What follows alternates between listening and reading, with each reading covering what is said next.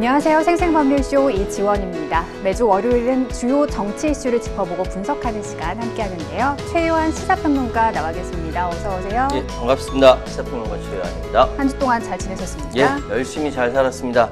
국회가 정상화됐고요. 지금 11대 7 의석수 비율로 다시 이제 국민의힘 들어왔으니까 이야기할 게 너무 많아요. 그러나 냉철한 이성으로 우리 시청자 여러분께 잘 전달해 드리도록 하겠습니다. 네, 지난 한 달여 동안 그 지지부진했던 국회 원구성 문제가 드디어 마무리가 됐습니다. 네. 결과적으로 11대 7 의석수 비율로 원위원장에 검출된 건데요.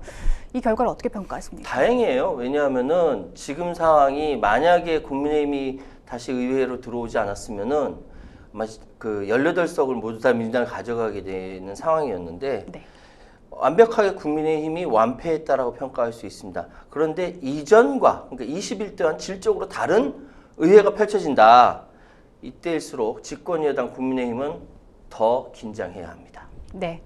지금 이 방송은 유튜브를 통해서도 실시간으로 함께 방송되고 있습니다. 많은 시청 부탁드리고요. 유튜브를 통한 소통의 창구도 활짝 열어두겠습니다. 방송 중 궁금하신 질문들 올려주시면 저희가 답도 해드릴 테니까요. 많은 참여 바랍니다. 여러분은 지금 생생법률쇼와 함께하고 계십니다.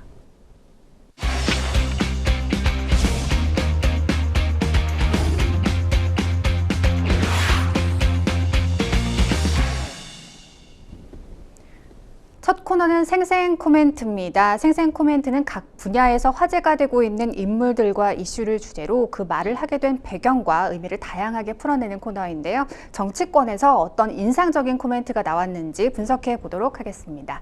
첫 번째 생생 코멘트, 누구의 어떤 말인지 볼까요? 매우 유감. 어떤 일이 유감스럽다는 걸까요?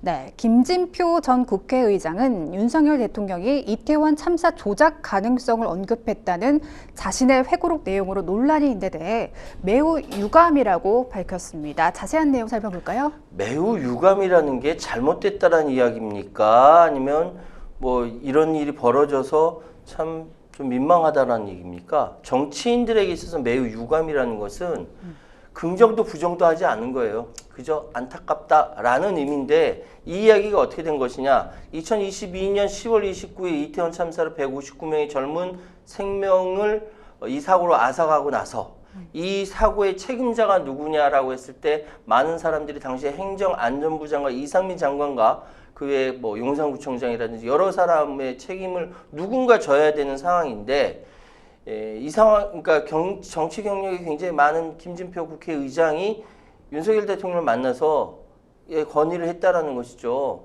이 상황 누군가 책임을 져야 된다. 이상민 장관이 책임을 져야 된다라고 얘기했을 때 윤석열 대통령이 이야기하기를 여기서 믿기 힘든 이야기, 이게 어떻게 된 건지 잘 모르겠어요. 하여튼 이태원 참사 이 뒤에 이 사건을 조작한 세력이 있다. 이 참사, 이 사고가 특정 세력에 대해 유도되고 조작된 사건일 가능성도 배제할 수 없다라고 이야기했다라는 거예요. 조작했다 이렇게 얘기하면서 이상민 장관이 이 상태에서 물러나기는 너무 억울한 거 아니냐라고 이야기를 한 겁니다. 그러니까 김진표 국회의장이 사실 원래 좀 이렇게 말을 지어낸 성격은 아니거든요. 아마 그대로 이야기했을 것 같은데 실제로 있던 얘기라는 거죠. 예. 이 상황에 대해서 깜짝 놀랐다라는 겁니다. 그러니까 그러니까 자신이 얘기하기를 대통령께 일반 국민의 눈높이가 아니라 정제되지 않은 극단적 소수 의견이 보고되고 있는 거 아닌가 하는 우려를 전하는 취지로 이야기했더니만 이렇게 이야기를 했다는 겁니다. 그래서 사실은 뭐 그 이후에도 또 많은 이야기가 있지만 주변에서 극우적인 유튜브를 좀 그만 좀 보시라 라는 제언이 많이 있었다라는 것이죠. 이 일로 인하여 정말 많은 여의도 참새들이 짹짹거리고 있습니다. 이 김 전 의장의 발언에 대해 국민의힘 아니면 말고식으로 빠져나가는 민주당 특유의 출구 전략이라면서 비판의 목소리를 높이고 있어요. 원래 아니면 말고 맨 처음 사용한 사람은 이회창 예전에 대선 후보가 그렇게 얘기했어요. 네네. 막 얘기하고 아니면 말지 뭐 이렇게 얘기하는 바람에 깜짝들 놀랐는데 지금 국민의힘에서는 민주당 특유의 출구 전략이라고 이야기하네요. 네. 왜냐? 김진표 전 국회의장이 민주당 출신이니까. 역시나 작은 사안을 크게 부풀려 논란을 만든 뒤 아니면 말고식으로 빠져나가는 민주당 특유의 출구 전략이 매우 유감이라는 표현이라는데 이제 김진표 국회의장은 이제 정치에서 떠나는 양반이거든요. 민주당과 관계없는데. 자, 어쨌든 지금 얘기는 회고록 흥행을 노린 무책임하고 무도한 행태로 의심되기 충분하다라면서 이러한 노이즈 마케팅 덕분에 이제 출간 전부터 베스트셀러에 오른 걸로 알려졌다라고 이야기합니다. 그러니까 국민의힘은 김진표 국회의장이 자신의 책을 많이 판매하기 위해서 없는 일을 지어냈다라고 주장을 하고 있는 것이죠. 그리고 그것이 민주당 특유의 출구 전략이다 아니면 말고 이렇게 해석을 하고 있습니다. 민주당 일각에서 김 전 의장이 이제 와서 발을 뺀다고 보고 있습니다. 뭐 굳이 해명을 했어야 했느냐, 김샌다, 또 몸을 차린다 반응이 나왔다고 합니다. 평론가님이 보시기엔 어떤가요? 사실 회고록을 이렇게 낼 때 보통 정치인들의 회고록은요 본인이 직접 쓰는 경우도 있지만 대체적으로 이렇게 좀 대필 작가. 구술을 합니다. 구술을 하게 되면 작가가 그걸 들어서 일목요연하게 다시 정리를 해요. 네. 퇴고를 몇 번 거쳐요. 더구나 국회의장쯤 된다라고 한다면은 퇴고를 꽤 많이 거쳤을 걸로 예상합니다. 네. 어떻게 잘하냐고요? 예, 이런 것들에 대해서 제가 잘합니다. 정치 컨설턴트 출신은 별걸 다 하거든요. 그런데 그 퇴고를 거치고 여러 번 수정을 할 때 이 이야기, 그러니까 대통령이 이태원 참사에 대해서 저렇게 생각하고 있다라는 것이 문제가 될지 몰랐던 것이죠. 예, 이렇게 엄청나게 큰 후폭풍이 일어날 줄 몰랐던 겁니다. 그거는 대필 작가도 마찬가지일 거라고 생각합니다. 어쨌든 지금 그런 상황에서 뭐 발 빼고 있는 건 맞아요. 뭐 김세지는 하지만 김진표 의장이 현재 자신으로 인해서 정치를 이제 떠나는 사람인데 이렇게 막 문제가 일어나면 대단히 큰 사건이지 않습니까? 그렇기 때문에 몸을 사리는 건 맞다. 그런데 기왕이면은 이 사건에 대해서 명확하게 이야기했으면 좋겠다라는 것이 민주당 쪽에 있는 사람들의 의견이고 그저 매우 유감이다 표명하니까 국민의힘 쪽 지지자들 내지 이쪽 관계자들은 그나마 다행인데 라면서 이렇게 얘기하는 것이죠. 이 회고록 논란이 대통령 탄핵 입법 청원으로도 번졌다고 하는데요. 대통령 탄핵 입법 청원이 지금 요 며칠 사이에 네. 불붙듯이 일어나서 제가 지금 방송 들어오기 전에 확인한 게 80만 명이 넘었습니다. 원래 탄핵 그러니까 입법 청원을 하려면은 기준이 5만 명입니다. 네. 5만 명인데 지금 윤석열 대통령에 대한 탄핵 청원이 80만 명이 넘었으니 지금 일각에서는 뭐 이거 100만 넘는 거는 시간 문제고 200만, 300만까지 갈 것이다. 라고들 이야기를 하고 있습니다. 이렇게 되면요. 앞으로 전국이 어떻게 될지 몰라요. 해당 청원은 규정에 따라 법사위에 회부된 상황입니다. 민주당은 당혹스러운 기색이라고 하는데요. 그간 정치적 파장을 이유로 탄핵 관련 언급을 자제했지만 국회로 공이 넘어온 이상 더는 이제 피할 수 없게 된 건데요. 그러니까 어떤 이제 그러니까 지도부에서 말을 한마디라도 하게 되면요. 그럼 공적인 의제가 되는 거예요. 네. 그렇기 때문에 만약에 지금 이것이 넘어왔는데 법사위에서 이걸 다뤄야 합니다.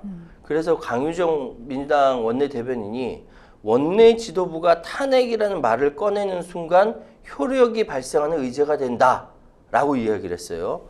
그래서 지금은 공식 의제로 다루고 있지 않다라고 딱 정리를 했어요.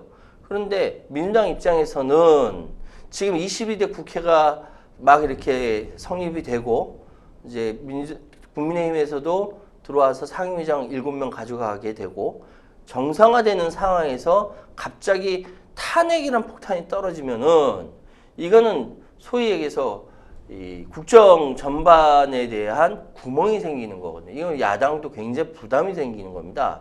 그래서 이렇게 당혹스럽다라고 이야기하는데 일단은 아직 몇만 명까지 이렇게 결정이 나지 않았기 때문에 조금 더 이 상황은 두고 봐야 되는 의제다라고 말씀드리겠습니다.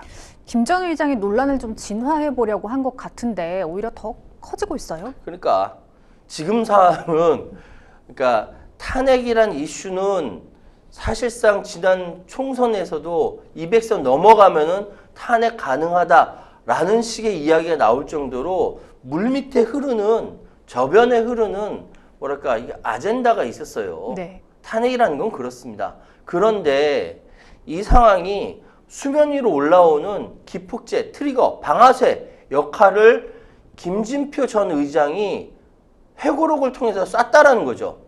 근데 자신이 그렇게 될 거라고 생각은 하지 않았던 겁니다. 어쩌면 역사는 우리가 예상치 못한 방향으로 흘러갈 수 있다라는 것이 증명이 됐던 것이 지난 박근혜 국정농단 사건이었습니다. 네. 최순실 씨가 거기서 그렇게 툭 튀어나올 줄 누가 알았습니까? 그러니까요. 그러니까 이것도 사실 김진표 의장의 회고록이 트리거가 된다라는 역사가 만들어질지 모르는 상황인데 아직까지 현재 진행형이에요. 그래서 지금은 이렇다 저렇다 평가하기가 굉장히 어려운 상황이다. 일단 이번 주에 말 한마디 매우 유감이라는 것은 굉장히 많은 의미를 담고 있다라고 말씀드리겠습니다. 네.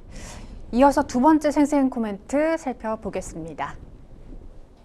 공포 마케팅, 공환증 시달리나 누구의 말인지 짐작이 가는데요. 국민의힘 당권 주자들이 한동훈 후보를 겨냥해 윤석열 대통령을 상대로 배신의 정치를 한다고 협공에 나선 가운데 한 후보 캠프 측이 공포 마케팅이다라며 반박하고 있습니다. 자세한 내용 살펴볼까요? 얼굴은 한동훈 그 당대표 후보자인데 네. 저 말을 한 것은 대변인인 정광재 대변인이 얘기했어요. 공환증이 뭡니까? 공포에 예, 대한 두려움. 공환증. 이거는 정확하게 어디서 비롯됐냐면 네. 축구에서 중국이 한국에 대해서 늘 공포심을 갖고 있었어요. 그래서 공환증이 거기서 나온 겁니다. 중국은 축구만 했다면 한국한테 맨날 지니까. 실제로 그렇습니다. 예, 맞아요. 아니, 농담 아니에요. 네. 실제로 그래요. 그래서 그것이 한국에 대한 공포라고 해서 공환증이었어요. 근데 여기 네. 공교롭게도 한동훈 위원장 성이 한이잖아요. 한국에 하나 그걸 갔잖아요. 그렇게 갖다 붙인 겁니다. 아, 이게 조어 만드는 사람들이 기가 막히죠. 자, 정광재 한동훈 캠프 대변인이 공환증에 시달린다고 해도 협박과 분열의 정치는 안 된다. 여기서 공환증 한국이 아닙니다. 예, 한동훈의 전 비대위원장이 얘기한 거예요. 더 세면 정치를 외치던 후보를 비롯한 모든 당권 주자가 한 후보를 향해 배신을 운운하며 약속한 듯이 인신공격성 공세를 펼친다. 그래서 당의 축제가 되어야 할 전당대회가 협박과 네거티브, 분열적 언사만 등장하고 있다라고 한동훈 캠프 대변인이 이야기를 한 겁니다. 그러면서 발생 가능성이 전무한 대통령 탈당을 입에 올리는가 하면, 왜냐하면 한동훈 후보가 당대표가 되면 윤석열 대통령이 탈당할 것이다 라고 다른 캠프에서 소위 해서 공포 마케팅을 하고 있는 거죠. 당원들은 보면 우리 대통령 여기 탈당하면 어떻게 라고 공포심을 이제 조장한다라는 거예요. 탄핵 시나리오를 언급하며 전당대회를 공포의 장으로 만들고 있다. 이같이 대통령 탈당과 탄핵 우리 정당의 정권 재창출을 이뤄내겠다 비전은 없이 단지 당권만 주면 된다 야욕의 수단에 불과하다. 저는 이 다른 후보들, 그러니까 한동훈 후보를 제외한 나머지 후보들이 한동훈 후보가 당대표로 당선되면 대통령이 탈당한다 또는 윤석열 대통령이 탄핵당할 수 있다라고 이야기했는지는 모르겠어요. 그런데 그 이야기를 한동훈 후보 캠프에서 이야기가 나온 겁니다. 네. 그렇다고 한다면 현재 그렇게 이야기한다라는 것이고 당원들 대상으로 이러한 소위에서 바이럴 마케팅을 하고 있다라는 것이거든요. 이게 사실이라면 좀 비겁한 거 아닙니까? 라는 생각도 들 수가 있겠네요. 실제로 국힘 당원들이 윤 대통령 탈당에 대한 불안감을 가지고 있는 게 맞나요? 그렇죠. 왜냐하면 지금 아까 방금 말씀드렸던 것처럼 매주 토요일 날 촛불 집회가 열리면서 윤석열 탄핵 이야기가 나오고 더군다나 지금 입법청원에 80만 명이 넘는 사람들이 탄핵해야 된다라고 얘기했고, 그러나 이번 총선 결과가 국민의힘이 참패를 당하고, 그럼 국민의힘 지지자들 사이에서는 말은 하지 않지만 이 물밑 저변에는 이거 박근혜 탄핵 당했었는데 또 윤석열도 탄핵 당하는 거 아닐까? 소위 얘기하는 탄핵에 대한 트라우마가 있는 것이죠. 그래서 다른 후보들이 한동훈 후보에 대해서 윤 대통령과 절연한 후보다, 절윤이다, 배신의 정치는 결코 성공할 수 없다라고 계속 신랄하게 비판을 하고 있는 겁니다. 근데 지금까지 배신의 정치 아이콘이 국민의힘에서 누굽니까? 유승민 전 의원이었거든요. 네네. 유승민 전 의원에서 이제 한동훈 전 비대위원장으로 옮겨가는 느낌입니다. 그러니까 배신의 정치를 한다면 일제히 비판을 하고 있는데 1대3 구도란 말이죠. 예. 한 후보가 정말 위협적인 존재인 건 맞는 것 같아요. 자, 이번 이제 선거에서 100일 이제 지지반 전체 100이라고 하면 한동훈 후보가 만약에 지지율이 뭐 여론조사 나온 것도 있어요. 지지율이 40%밖에 안 된다. 나머지 60% 그러니까 40%만 한동훈 후보를 찬성한다. 반대하는 것이 60%다라고 하면은 한동훈 후보가 당선될까요? 당선되지 않을까요? 모르시겠죠? 네. 예. 40%만 한동훈 후보를 찬성해도 한동훈 후보는 당선됩니다. 왜? 나머지 60%로 새 후보가 나눠갔기 때문에 그렇습니다. 선거란 게 원래 그래. 뚜껑 열어봐야 알겠지만 네. 지금 1대3 구도라는 건 어떤 의미냐면은 이번 선거판이 한동훈이냐 한동훈 아니냐가 되는 겁니다. 보통 선거에서 한동훈이냐 나경원이냐 한동훈이냐 원희룡이냐 한동훈이냐 윤상현이냐 이렇게 되면은 빛과 이렇게 비슷비슷해서 이렇게 경쟁을 하게 되는데 지금 상황은 나머지 사람을 뭉뚱그려서 한동훈이냐 한동훈이 아니냐는 판을 짜게 된다면은 이건 절대적으로 한동훈한테 유리한 상황이라는 거죠. 그래서 얼마 전에 여론조사에서도 프레임이 짜진 결과가 나왔죠. 그러니까 60% 가까이 국민의힘 지지자들이 한동훈 후보를 지지한다라고 결과가 나왔어요. 이거는 네. 그 선거관리위원회 거기에 나와 있으니까 확인해 보시면 됩니다. 그렇기 때문에 이번 선거의 일단 프레임은 한동훈이냐 한동훈 아니냐의 프레임에서 한동훈 아니냐에서 나경원이냐 원희룡이냐 이렇게 뽑게 되고 있거든요. 그래서 아직까지는 변수가 남아있다. 그 변수는 한동훈이 결정적으로 실수하거나 뭐 몇 가지가 더 있는 것이죠. 그러니까 탄핵 트라우마라는 말을 언급해 주셨는데요. 이 배신의 정치라는 단어가 당 지지층에서는 탄핵 트라우마를 자극하는 표현이라고 합니다. 왜 이런 표현을 쓰고 있다고 보시나요? 그 보수 진영의 트라우마, 그러니까 탄핵에 관련된 트라우마는 이제 과거에 박근혜 정권 시절에 박근혜 대통령이 직접 탄핵 당해서 권력을 내놓았기 때문에 그렇습니다. 그때도 설마 탄핵 당하겠어라는 분위기였잖아요. 그렇죠. 그러니까 예전에 노무현 대통령이 탄핵당하고 대법까지 갔을 때는 실제로 헌재에서 심판 봤을 때는 이 정도로 탄핵은 아니야라고 했는데 실제로 헌재에서 8대0 만장일치로 탄핵이 됐거든요.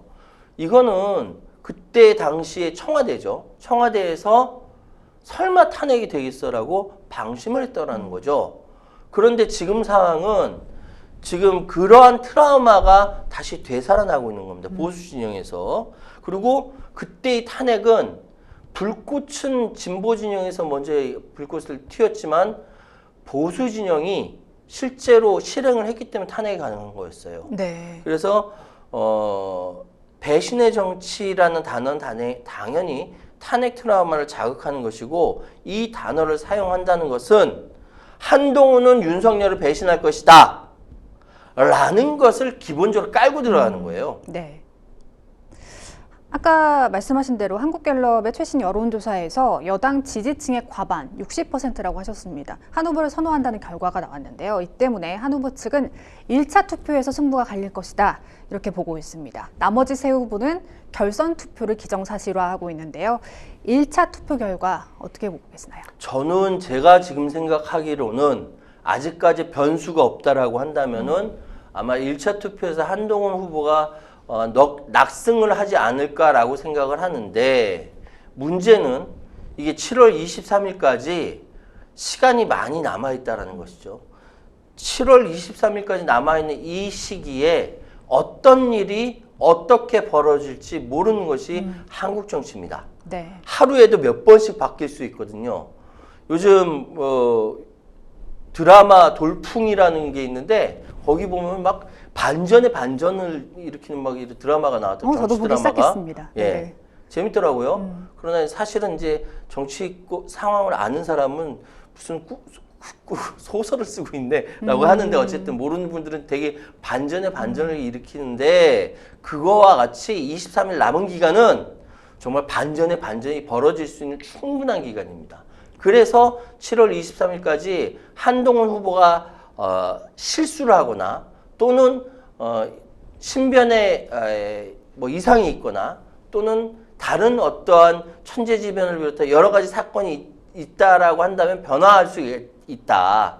7월 23일까지는 모르는 일이다. 근데 지금까지 그대로 간다면, 변화하지 않고 그대로 간다면 1차에서 한동훈 후보가 낙승할 것이다라고 저는 예측합니다.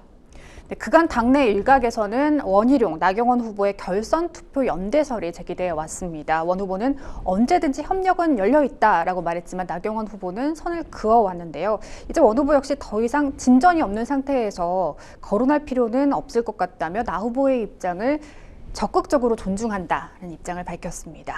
이제 한동훈 후보 독주 체제로 굳어졌다고 봐도 되는 거죠? 어떻게 전망하십니까? 지금 1강 2중 1약 구도입니다. 네. 1강은 당연히 한동훈 후보고요. 2중은 소위 그 나경원, 원희룡 후보고, 1약은 윤상현 후보입니다. 윤상현 후보는요, 사실 지역에서조차도 좀 위태위태하기 때문에 브랜드 네임을 올리기 위해서 출마한 것 같다라는 생각이 드는 거예요. 되게 섭섭하시겠지만 주변 사람들은 그렇게 이야기하기 때문에 1약 후보로 치는 것 같습니다. 지금 1강 2중에서 2중, 그러니까 나경원 후보와 원희룡 후보가 한동훈 후보를 이길 수 있는 방법은 둘이서 합쳐서 후보 단일화하는 방법밖에 없어요. 그런데 지금 나경원 후보가 예전부터 그 얘기가 나왔을 때 계속 후보 단일화 하지 않겠다라고 하고 있는 상황이거든요. 이유는 뭐냐면은 나경원 후보로서는 사실 1대 구도가 되기를 바랬었을 겁니다. 그리고 비윤이지만 소위 얘기해서 친윤 쪽에서 나경원 후보가 비윤이지만 친윤으로 바꿔서 우리가 지원하자, 이런 얘기까지 실제로 있었거든요. 그런데 갑자기 뜬금없이 원희룡 후보가 튀어나온 거예요. 네. 그러니까 유일하게 대항마라고 스스로 생각하다가 원희룡 후보가 튀어나오니까 기분이 나쁜 거죠. 기분이 안 좋은 거예요. 그러니까 둘이서 후보 단일화를 하는 데 있어서 원희룡 후보는 더 적극적이고 나경원 후보는 선을 그었던 거죠. 그런데 이 상황이 언제까지 갈 것이냐, 이거 모르는 거예요. 만약에 원희룡 후보와 나경원 후보가 현재 선 그은 상태고 원희룡 후보가 그렇다면 이해하겠다라고 넘어갔지만, 이 상황이 그대로 판세가 굳어진다면 원희룡 후보도 그렇고 나경원 후보도 그냥 가만히 있지 않을 겁니다. 그래서 한동훈 후보가 가장 두려워해야 할 상황은 상대방 후보가 이렇게 그 후보 단일화를 통해서 시너지 효과를 얻었을 때, 이때 가장 두려워해야 되는 거거든요.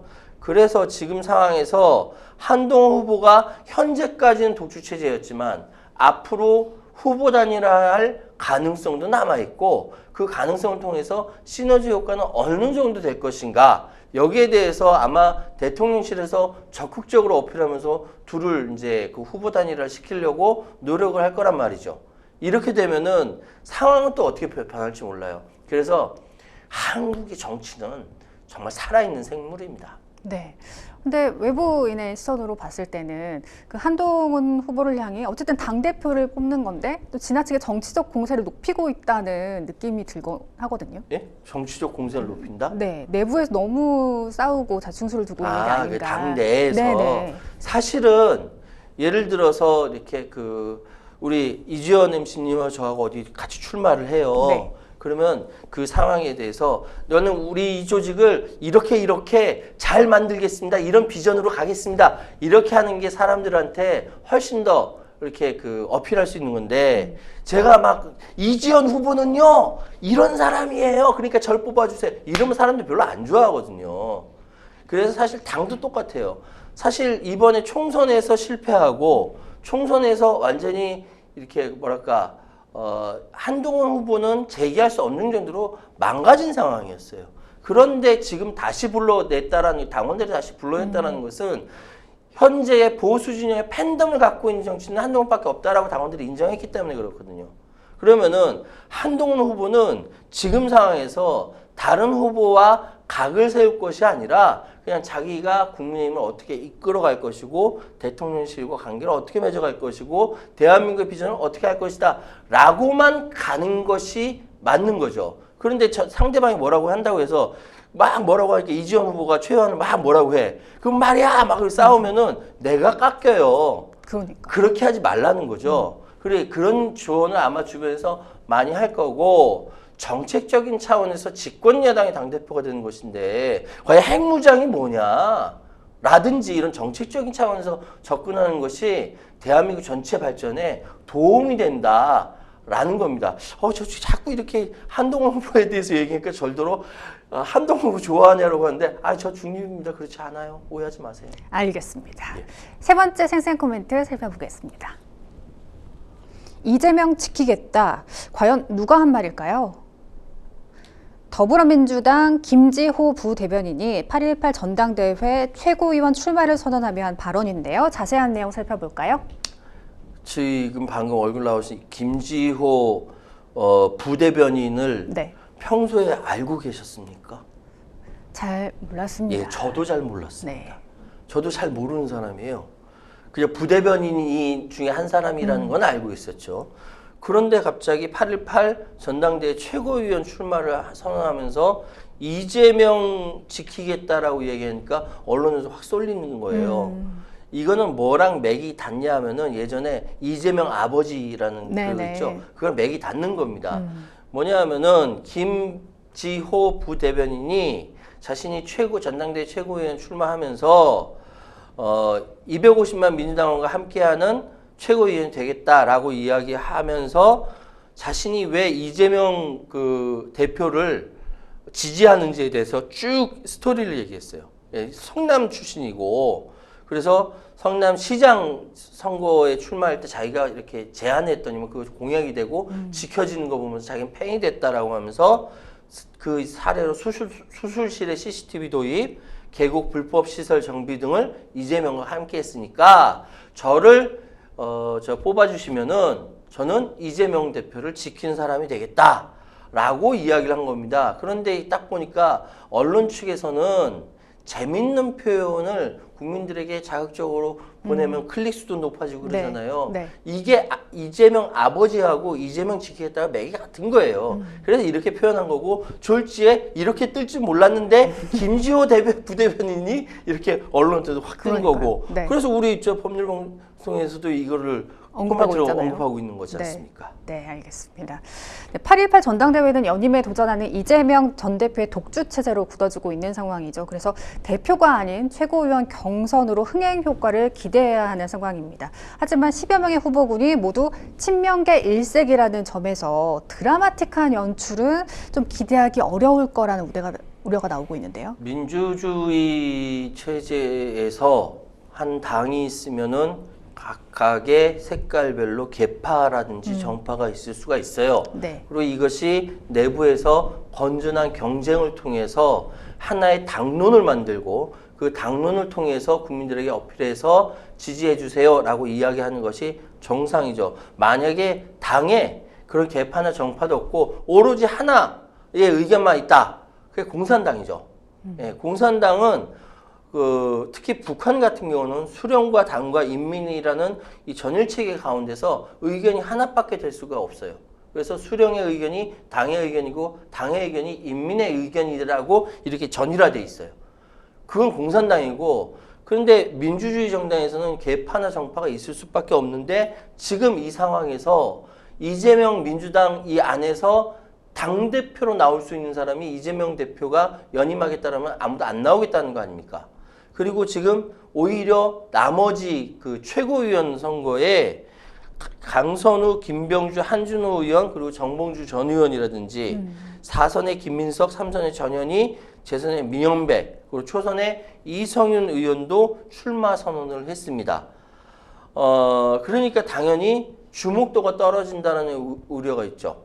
왜냐하면 당대표가 보통 포인트지 않습니까? 네네. 국민의힘은 지금 네 사람이 나와서 서로 치고받고 싸우면서 네. 내가 잘났니, 네가 잘났니, 국민들이 보면은 이게 판단하면 재밌지 않습니까? 저는 재밌어요. 그런데 이쪽 민주당은 이래도 이재명, 저래도 이재명 재미없죠. 그러니까 우리가 그렇게 떨어지고 있고, 유일하게 이재명 대표와 맞서 싸워서 비이재명계에서 대표로 출마할 수도 있겠다라고 기대했던 이인영 의원 같은 경우는 라디오 인터뷰에서 아직 당원들의 기대에 부응할 만한 준비가 안 돼 있다. 라면서 불출마를 의사를 표출했습니다. 준비가 안 된 게 아니라 이번 나가봤자 재미없다라고 해서 안 나가는 것이죠. 네. 어쨌든 이런 상황이라고 한다면은 결코 이재명 대표한테도 뭐 좋은 상황은 아니다, 이렇게 해석할 수 있겠습니다. 네. 말씀해 주신 대로 민주당에서는 이른바 어대명, 또대명 기류가 강해서 선거 열기가 좀처럼 달아오르지 않고 있습니다. 김두관 전 의원이 출마를 검토 중이지만 이재명 대세로는 흔들기에는 역부족이라는 평가가 나오고 있는데요. 김두관 전 의원도 이번에 굉장히 선거 때 지지를 많이 받다가 막판에 뒤집혀졌거든요. 네. 그러니까 김두관 전 의원 같은 경우는 정말 지역에서부터 차근차근 성장한 케이스지 않습니까? 그러다 갑자기 그 중앙 정치로 등장한, 혜성같이 등장한, 그리고 실력 있는 지역 정치인이라고 할 수 있는데, 그럼에도 불구하고 이재명 대표도 역시 지역에 성장한 사람이고, 그런데 지금은 주류 이재명 대표의 대세론을 흔들기엔 역부족이다라는 평가들을 받고 있어요. 그런데 저는 제 생각할 때 이재명뿐만 아니라 뭐 김두관이라든지 이인영이라든지 많은 사람들이 더 나와서 많이 흔들면 그것이 뭐 그 대세론을 흔든다라는 것이 꼭 나쁜 의미가 아니라 이게 건강한 경쟁이 있다라는 것이기 때문에 네. 더 많이 나왔으면 좋겠다는 생각이 드네요. 근데 아직까지 김두관 전 의원은 출마 여부를 결정하지 못했다라고 이야기를 하고 있습니다. 이런 가운데 이재명 전 대표의 침묵이 길어지고 있습니다. 일극체제를 비판하는 목소리가 커지는 상황에서 설득력 있는 연임 명분을 제시해야 되는 상황입니다. 출마 메시지에 어떤 내용이 담겨야 한다고 보십니까? 오늘 이재명 대표의 X에 이제 개인 메시지로 제발 좀 문자라든지 새벽에 전화라든지 하지 말아 주십시오. 이제 수십 년 된 전화번호를 바꿔야 될 것 같습니다라고까지 얘기했어요. 네. 그러니까 이재명 대표가 이게 오랫동안 정치를 하다 보니까 자기 전화번호가 많이 공개가 되잖아요. 저도 알 정도니까. 저도 알 정도니까. 그러니까 새벽에도 막 이렇게 막 문자 메시지 보내고, 막 전화도 하고 그러는가 봐요. 그 사람들이 다 지지자들이라면서 응원의 메시지를 한답니다. 근데 그건 응원이 아니죠. 그렇지 않습니까? 한두 사람이 아닐 테니까. 한두 사람이 아니니까. 네. 자고 있는데 갑자기 전화 와봐요. 그러면 짜증나지 않겠어요? 무음으로 해두면 안 됩니까? 네, 무음으로 해놔야죠. 그러니까 항상 이런 상황으로 굉장히 고통받고 있다라고 합니다. 전화번호 곧 바꾸겠네요. 바꿨을지도 모르겠고. 어쨌든 이런 상황은 사실 이재명 대표에 대해서 기대하는 사람들도 있고, 아니면 이재명 대표가 되어서 안 된다고 생각하는 사람이 교묘하게 정치 공작을 하는 것일 수도 있겠죠. 그러나 이번엔 분명히 연임하려고 출마하는 것일 겁니다. 근데 이재명 대표가 이미 약속을 했어요. 언제? 4.10 총선에서 이렇게 당대표로서 3월 27일 날 그때 뭐라고 얘기했냐면 기본소득을 원래 주장하던 사람이 기본사회로 가야 된다 라면서 5가지 뭐 이렇게 무상교육까지 포함해서 기본소득이라든지 이런 거에서 5가지 약속까지 했습니다. 저는요 이 정치 세력이 국민들에게 이야기하는 것이 늘 거짓말, 공약, 빌공짜 써서 공약 이것이 안 되기를 바랍니다. 근데 국민들도 이제는 그런 약속을 다 빌공짜 공약으로 생각하는 것인데 하고 있는데 그렇지 않길 바랍니다. 그런 차원에서 이재명 대표가 약속했던 거 기본소득을 넘어 기본사회로 가는 그 메시지 아마 기억할 겁니다. 워낙 강렬하게 다가왔었거든요. 이거 지키시기 바랍니다. 정치인 입을 통해서 나온 이야기니까 이번 대통령 대선 당대표 출마 메시지는 기본소득을 넘어 기본사회로 간다는 기존의 약속을 지키는 거 그거를 출마 메시지로 담겨야 된다라고 저는 생각합니다. 네, 정치는 명분 아니겠습니까? 대중에게 소구할 수 있는 진정성 있는 명분을 기대해 보도록 하겠습니다. 지금까지 생생 코멘트 만나봤고요. 저희는 뉴스픽스로 다시 돌아오겠습니다. 여러분은 지금 생생 법률쇼와 함께하고 계십니다.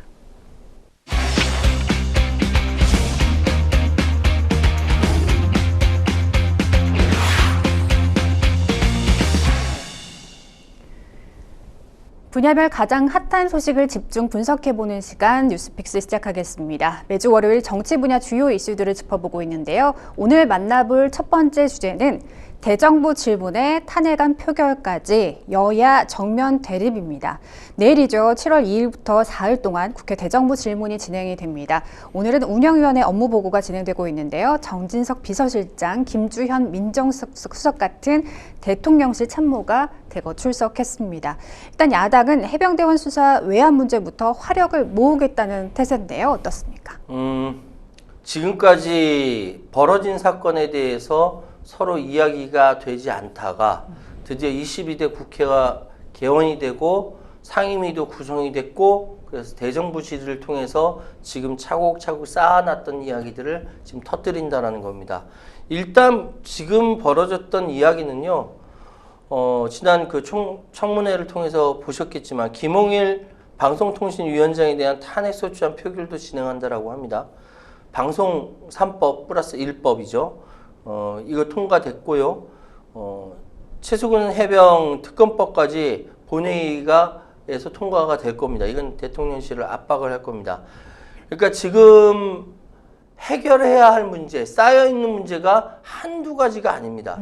한두 가지가 아닌데 지금 하나하나 따지다 보니까 너무 많아요. 그럼에도 불구하고 지금 가장 먼저 해결해야 될 부분들 몇 가지만 제가 먼저 말씀드렸어요.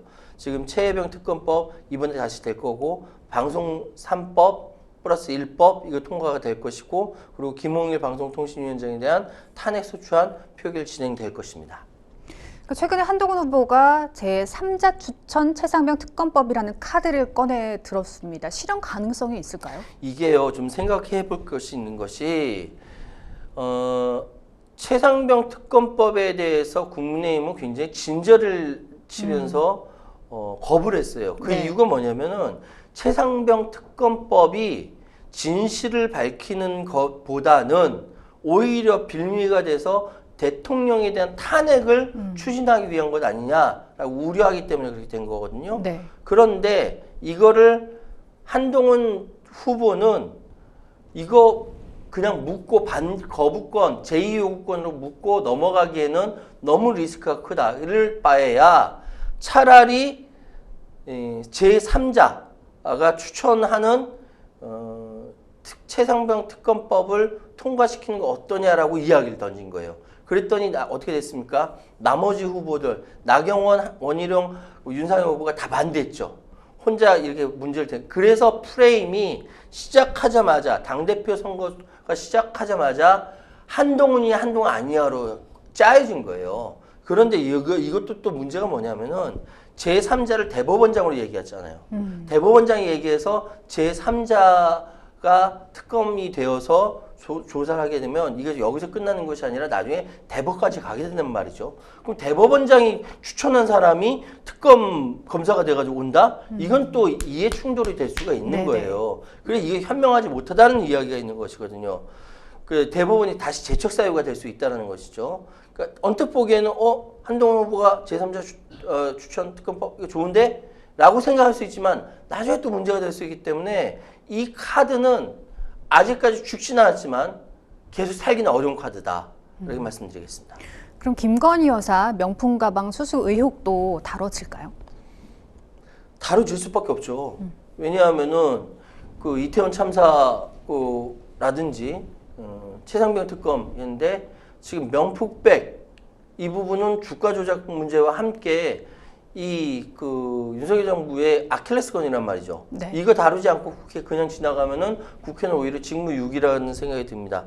그래서 아마 내일 정치외교 안보 분야 대정부 질의에서 최상병 관련된 외압 의혹은 물론이고 김건희 여사의 명품백 수수 의혹 이게 의혹이 아니라 영상으로 보여줬지 않습니까? 아이 뭘 이런 걸 다 이렇게 했잖아요. 이 부분은 분명히 부각돼서 질의가 들어갈 것이고 여기에 대한 책임까지 추궁할 것입니다.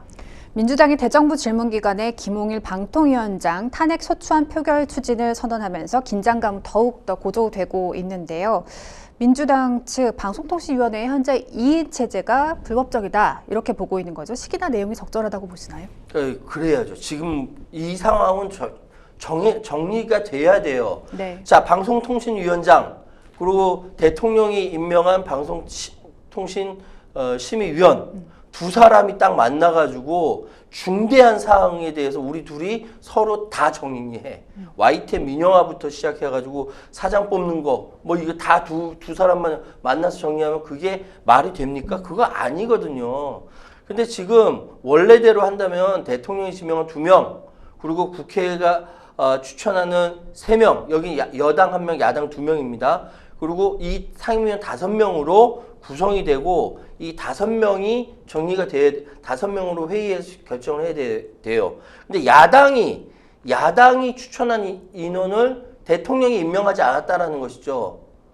그러니까 결국은 이게 결국 2명만 회의를 진행되는데 이건 말이 안 되거든요.